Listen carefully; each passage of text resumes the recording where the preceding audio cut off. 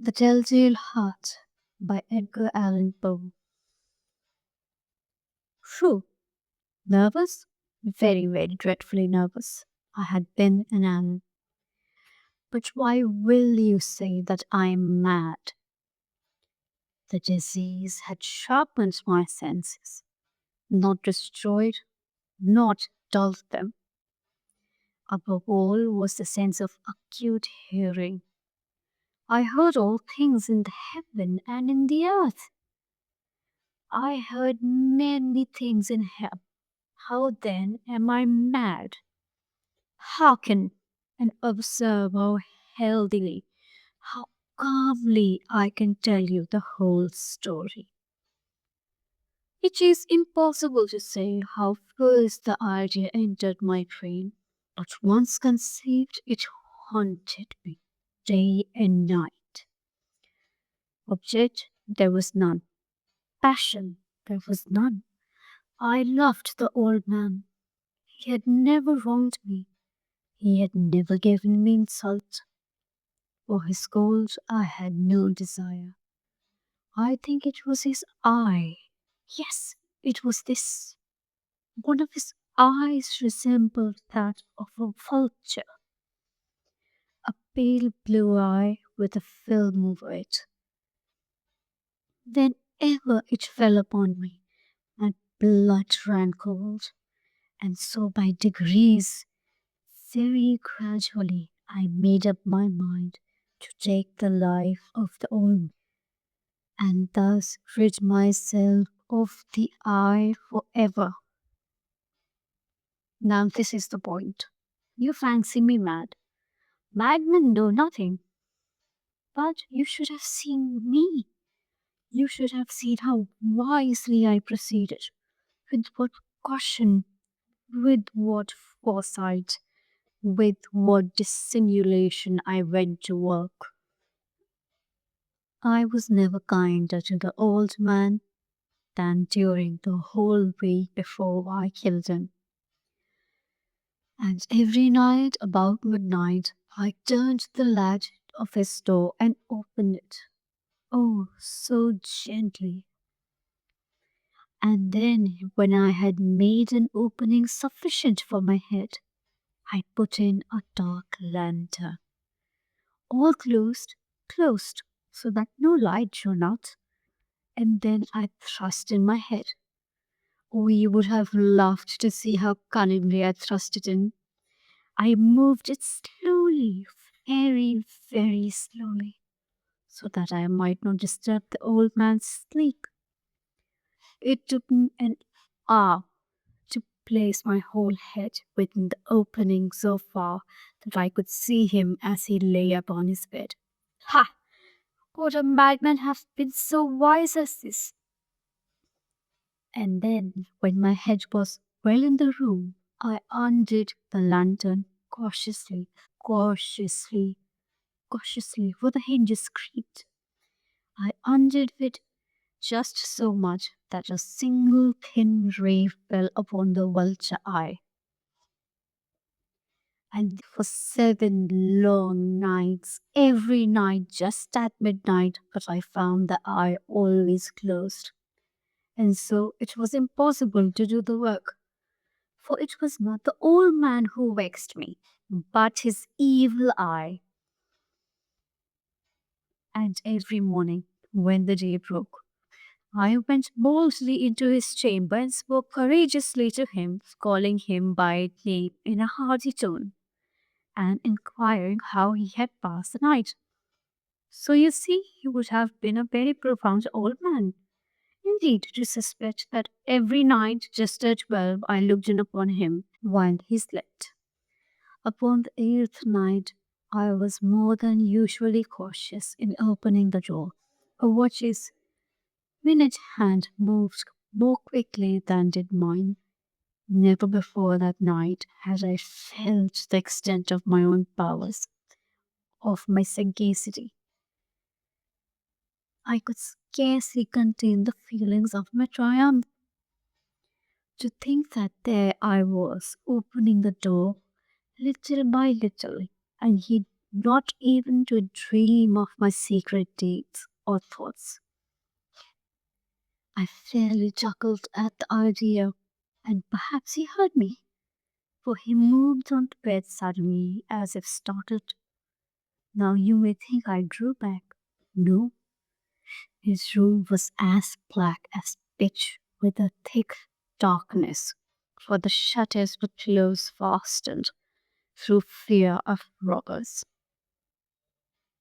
And so I knew that he could not see the opening of the door, and I kept pushing it on steadily, steadily. I had my head in and was about to open the lantern when my thumb slipped upon the tin fastening, and the old man sprang up in the bed, crying out, "Who's there?" I kept quite still and said nothing.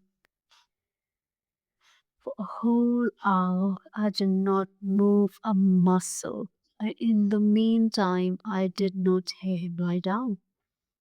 He was still sitting up in the bed, listening, just as I have done, night after night, hearkening to the death watches in the wall. Presently I heard a slight groan, and I knew it was the groan of mortal terror. It was not a groan of pain or of grief. Oh no, it was the low, stifled sound that arises from the bottom of the soul when overcharged with awe. I knew the sound well. Many a night just at midnight when all the world slept, it had welled up from my own bosom, deepening with its dreadful echo the terrors that distracted me. I say I knew it well. I knew what the old man felt, and pitied him, although it chuckled at heart. I knew that he had been lying awake ever since the first lively noise, when he had turned in the bed. His fears had been ever since growing upon him. He had been trying to fancy them causeless, but could not. He had been saying to himself, "It is nothing but the wind in the chimney. It is only a mouse crossing the floor. Or it is merely a cricket which had made a single chirp." Yes, he had been trying to comfort himself with these suppositions, but he had found all in vain, all in vain, because death, in approaching him, had stopped with his black shadow before him and enveloped the victim, and it was the full influence of the unperceived shadow that caused him to feel, although he neither saw nor heard, to feel the presence of my head within the room. When I had waited a long time, very patiently, without hearing him lie down, I resolved to open a very, very little crevice in the lantern. So I opened it. You cannot imagine how stealthily, until at length a single dim ray, like the thread of the spider, shot out from the crevice and fell upon the vulture eye. It was open, wide, wide open, and I grew furious as I gazed upon it. I saw it with perfect distinctness, all a dull blue, with a hideous veil over it that chills the very marrow in my bones. But I could not see nothing else of the old man's face or the person, for I had directed the ray as if by instinct, precisely upon the damned spot. And now have I not told you that what you mistake for madness is but over acuteness of senses? Now, I say, there came to my ears a low, dull, quick sound, such as a watch makes when enveloped in cotton. I knew that sound well too. It was the beating of the old man's heart. It increased my fury as the beating of a drum stimulates the soldier into courage. But even yet I refrained and kept still. I held the lantern motionless. I tried how steadily I could maintain the ray upon the eye. Meantime, the hellish tattoo of the heart increased. It grew quicker and quicker and louder every instant. The old man's terror must have been extreme. It grew louder, I say louder every moment. Do you mark me well? I have told you that I am nervous, so I am.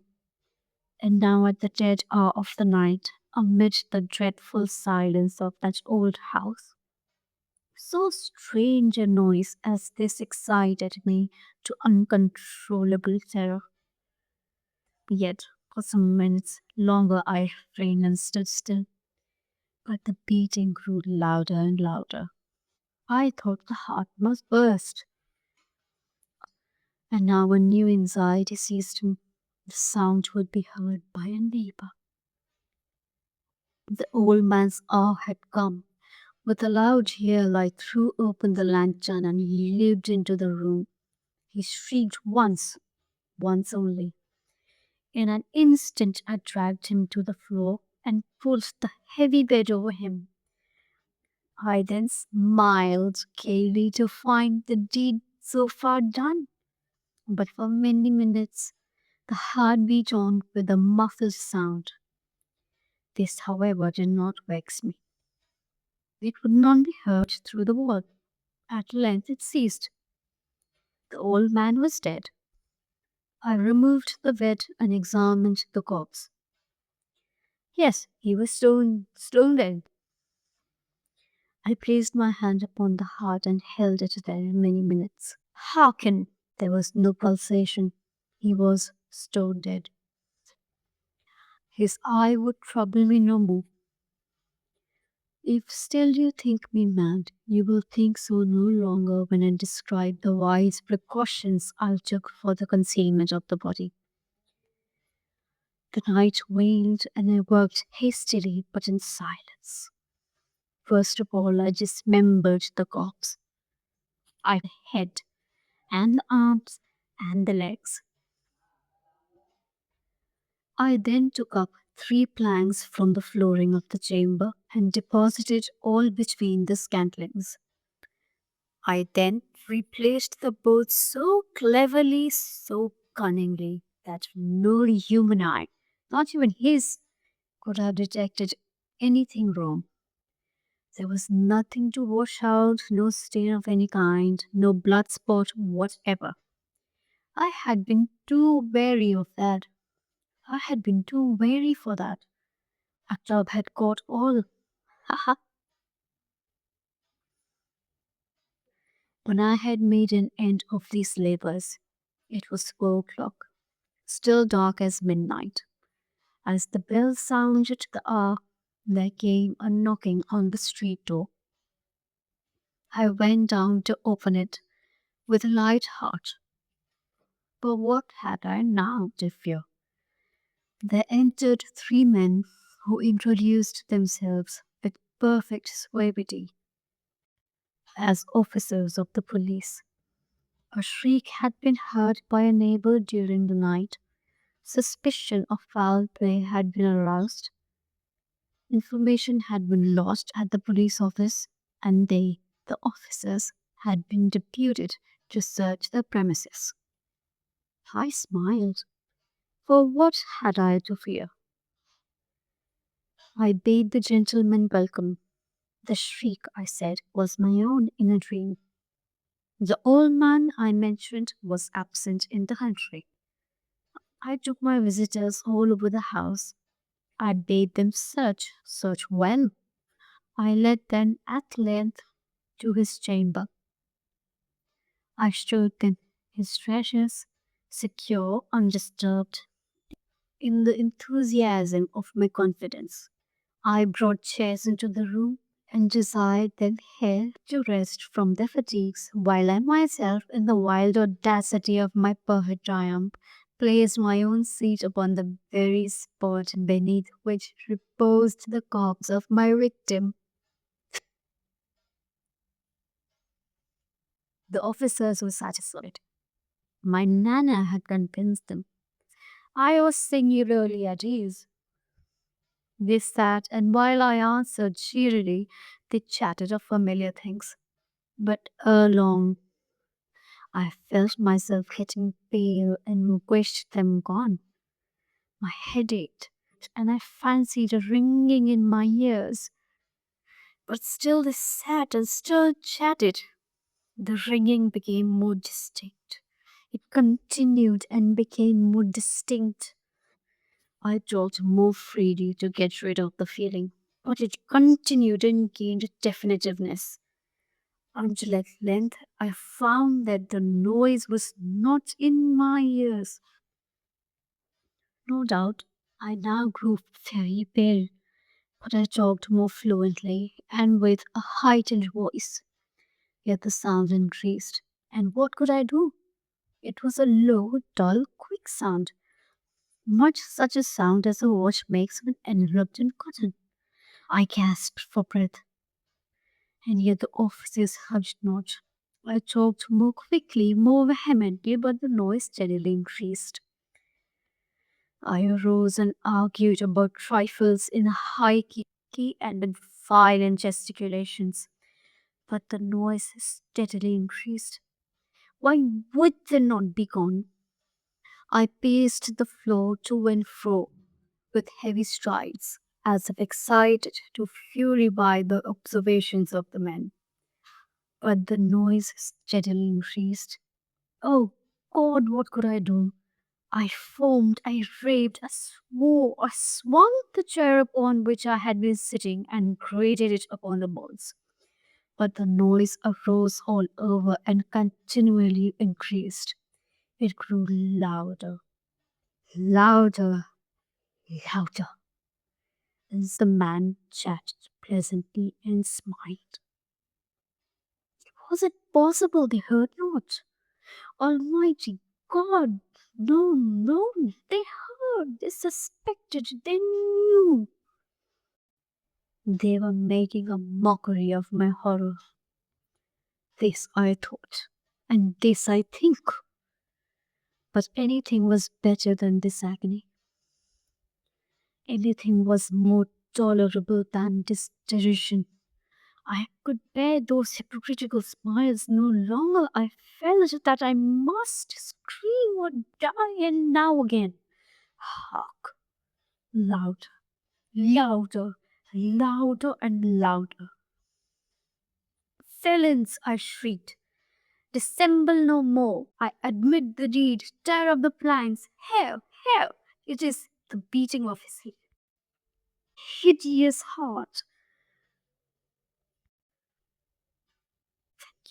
That's all.